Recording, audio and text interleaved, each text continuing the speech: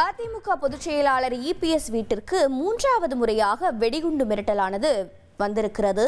மோப்பநாய் உதவியுடன் இபிஎஸ் இல்லத்தில் வெடிகுண்டு நிபுணர்கள் சோதனை நடத்துகின்றனர். விவரங்களை செய்தியாளர் சாலமன் வழங்கி கேட்கலாம். சாலமன் வணக்கம். மூன்றாவது முறையாக வெடிகுண்டு மிரட்டல் வந்திருக்கிறது. என்ன நடவடிக்கை மேற்கொள்ளப்பட்டிருக்கிறது? என்ன நிலவரம்?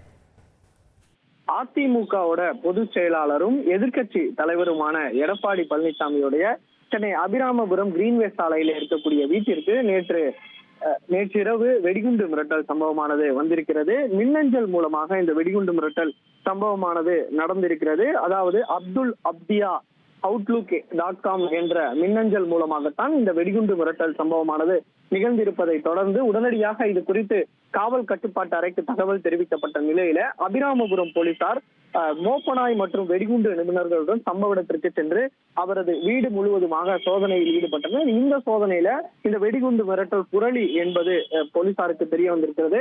இதனைத் தொடர்ந்து இந்த விசாரணையானது நிகழ்த்தப்பட்டு வருகிறது. ஏற்கனவே எடப்பாடி பழனிசாமியோட வீட்டிற்கு இது மூன்றாவது முறையாக வெடிகுண்டு மிரட்டல் சம்பவமானது வந்திருக்கிறது. வேறு வேறு மின்னஞ்சல் மூலமாகத்தான் இந்த வெடிகுண்டு மிரட்டல் சம்பவமானது நிகழ்ந்திருக்கிறது.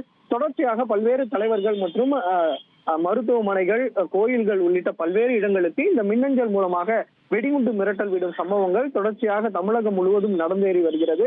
இதனை கண்டுபிடிக்கக்கூடிய பணியில சைபர் கிரைம் போலீசாரும் அந்தந்த மாவட்ட போலீசாரும் தீவிரமாக ஈடுபட்டு வருகிறது. இருப்பினும் அவர்கள் VPN மற்றும் பல்வேறு தொழில்நுட்பம் கையாள்வதால அவர்களை நெருங்குவதில் சற்று சிக்கல் ஏற்பட்டுள்ளது. இருப்பினும் தொடர்ச்சியாக போலீசார் தீவிரமாக அந்த குற்றவாளியை நெருங்கும் பணியில் ஈடுபட்டு வருகின்றனர்.